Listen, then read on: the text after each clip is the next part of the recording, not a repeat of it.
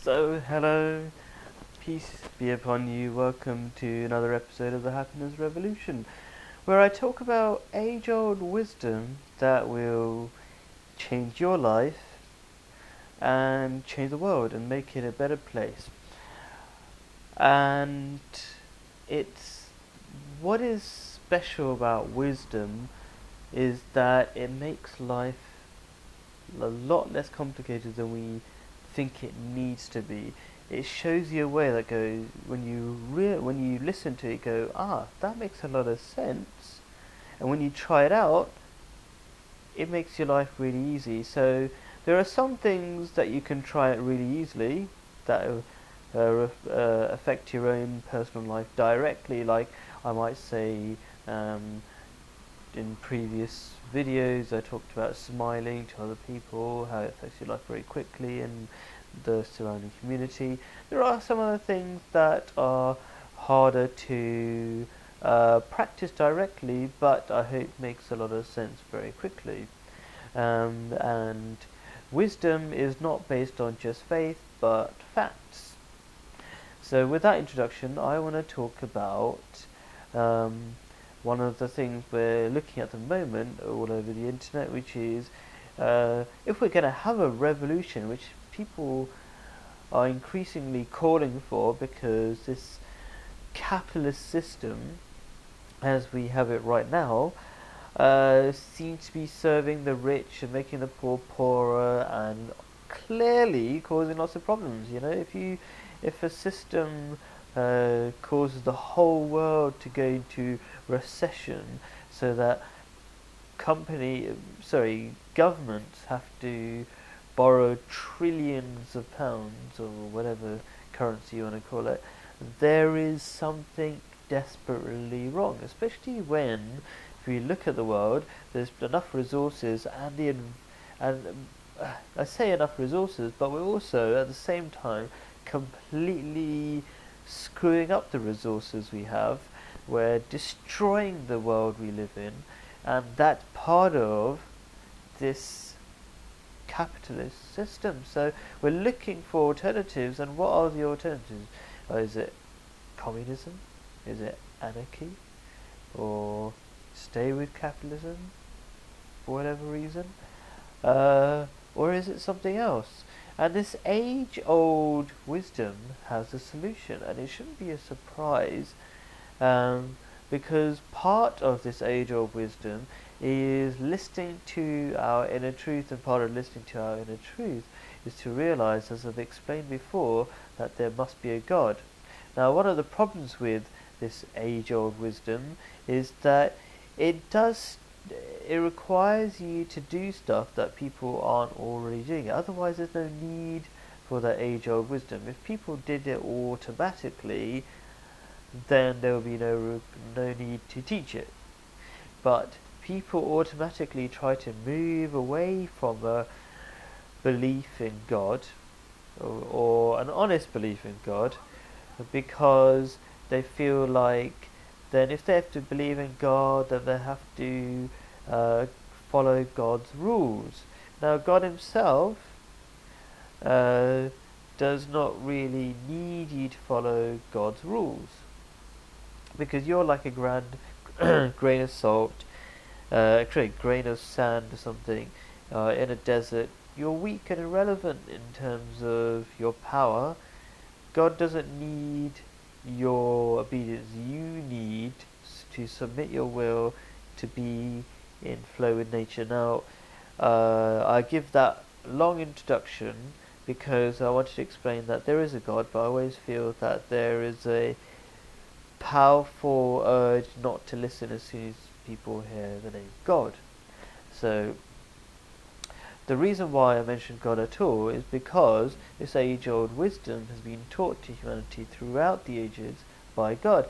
And if God is smart enough to produce amazing creatures like us and the other creatures on the planet, and all the amazing things that you see around us in nature, then God is certainly capable of teaching an economic system, and that economic system is being taught throughout the ages. If you look at Judaism and Christianity and Islam, you see a common idea, which is that you should not have something called interest. One of the major issues of interest, and I am going to go back to capitalism and communism and anarchy in a minute, but a little bit of introduction needs to be given about each of these different systems, and I'm going to talk about capitalism and interest. Interest has been forbidden in these three main big monotheistic religions. So there is an economic policy there, and to very quickly explain why is it that it's forbidden, first of all, it sucks up money from the poor and gives it to the rich. Just waiting for the police car to go past. And so how does it do that? Because the poor inevitably are the people who are the ones who borrow money, and if you don't think about interest, you have to pay. In a capitalist system, you pay interest, which is a kind of tax on the money you borrow. So the people who borrow money, who are the ones who are poorer, are the ones who pay interest, and the people who receive interest are the people who are already rich. So their money is making them richer, and the poor people's lack of money is making them poorer, and it inevitably sucks money from the poor to the rich. That's a rough explanation of one of the reasons why interest is forbidden in these religions. And so that's a very quick explanation about one of the weaknesses in a capitalist society, because communism and anarchy does not promote interest. Okay, so what do? Where do we go from our capitalist society? Do we go to a communist society, an anarchist society, or where? The first thing I need to quickly explain is that it's not capitalism itself that is at fault. We like to, as I say, keep pointing fingers at other people, other things other than ourselves, but it's actually ourselves that need to become more moral. Capitalism has a very useful function, in that it's good at measuring waste. So money in itself is not bad. It's just it's an efficient way of exchanging goods. So you don't have to always give carrots for whatever, you know. So if you don't say you want to buy some cabbages, you don't have to offer you a couple of carrots, because the person who wants to sell you the cabbages might not want carrots. Yeah. So a monetary system using money is an efficient way of exchanging goods, and it's also an efficient way of measuring wastage, because if you didn't have money, if you didn't have a way of knowing what something was worth, then you won't know when you're wasting your efforts, or if your efforts are being used efficiently, etc. It's a good way of gauging whether you need certain skills to be brought in, and so many other things. So this is I think maybe quite a tough video to make, in the sense that I'm trying to explain lots of principles very quickly, but hopefully you reflect on these and it will make sense. So money itself is a very useful way of gauging efficiency. So this age-old wisdom, in short, says that keep this idea of using money, because capitalism to some extent is good. Forget the idea of interest, or the old name for it is usury, because that is a very destructive force.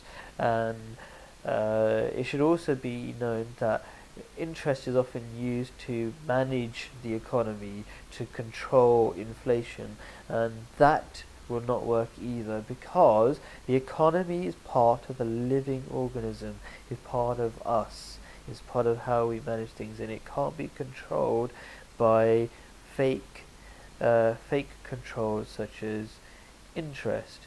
At the end, it will go out of control, like it has, like it has been demonstrated that it could not control the economy. So, so there's a couple of ideas. What about anarchy and communism? Okay, let's start with communism. Communism has a big problem in the sense that the state becomes the capitalist, the sole capitalist, and by the one principle that you have to keep remembering is that it's us that needs to change. So, by making the government the sole controller of wealth, it becomes the sole capitalist.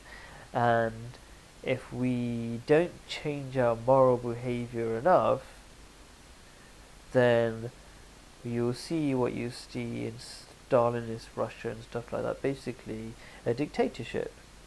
And also, because you don't have money, you don't have a way of managing how efficient things are being done, and there is a lack of motivation in the whole system. You can't say that just because we as human beings would like to be good people, that we all equally be the same goodness and have the same motivation to do good things for the world. That will change over time, and yes, it's true that if you create an environment that allows people to be good, then they will become better, but that is not done by forcing people on a level playing field. That is being done by encouraging people to be better people given the options. So they have the option of investing money for good purposes in their companies. They will have the money, the option to give away some of that money to charity. They will have to be given the option to do right and wrong, not have that removed from them. And by having their options being removed from them, such as in a communist society, then you need a bigger police force and greater forms of surveillance, not just for coercion, for the purpose of coercing, policing people, but also for seeing what's happening in the whole of society. Whereas before, in a capitalist society, you don't need to survey everything that's happening because money has a way of monitoring, watching over what's happening in the government, in any transaction. So if there are two people, you don't need a sort of surveillance to watch the transaction of money between two people when they need to exchange goods. Whereas in a communist society, there's a lot of surveillance needed to make sure everything is working nicely. That's a quick explanation. Because if things are not managed properly, there are so many tiny things that we take for granted. If they're not managed properly, then the whole system can start collapsing very quickly. But the big one that people are looking for is anarchy.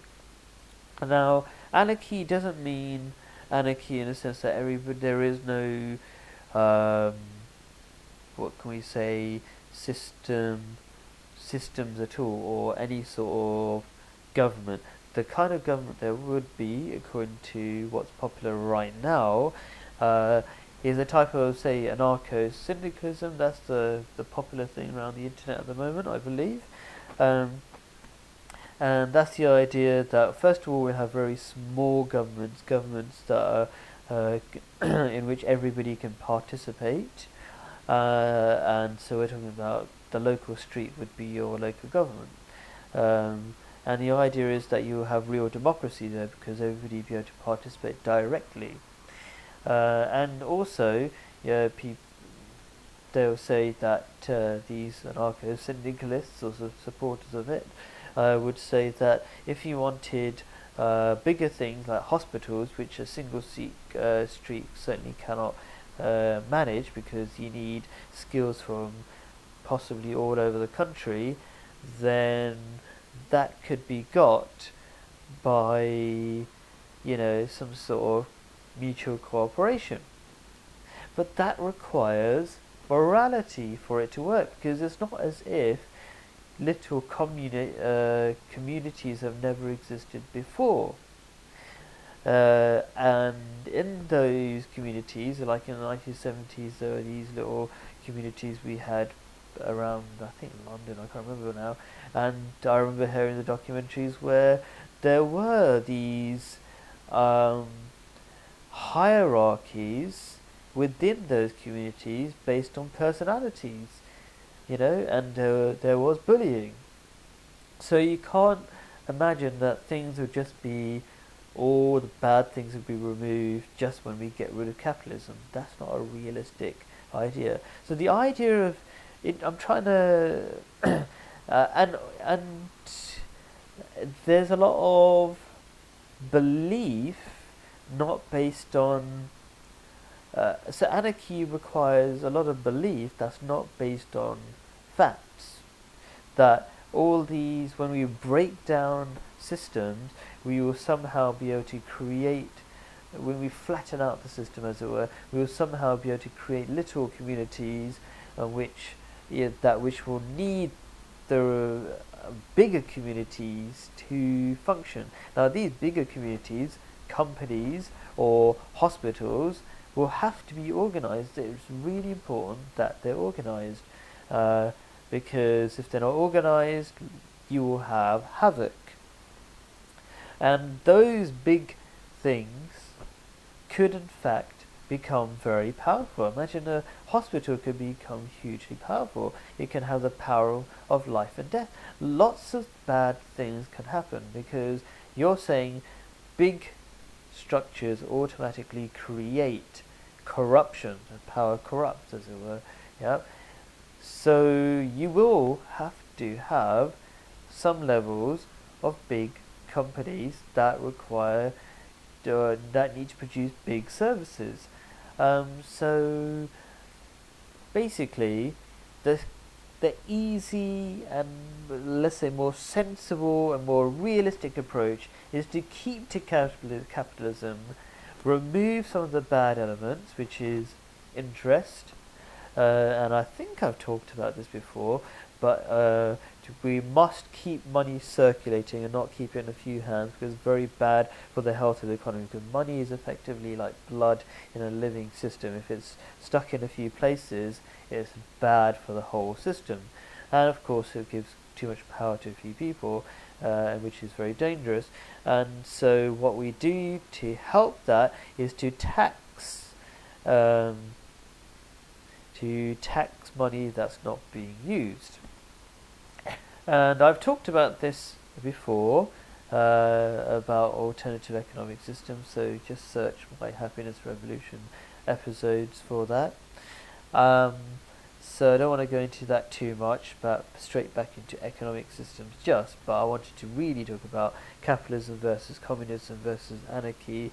And the quick solution is that capitalism, without some of the bad bits like interest and money hoarding, and encouraging people to run companies that are better for society, not just for the sake of money, and at the same time, most importantly, increasing the morality within our communities so we make better choices. It's not money that corrupts, it's we that corrupt ourselves.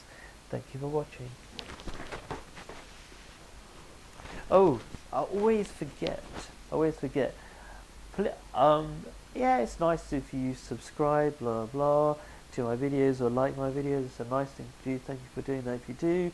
But more importantly, please ask questions, because I don't want to just make these videos. I want you to realise that the answers are all out there. So please ask questions. I think I made this video way too long already. Thank you for watching.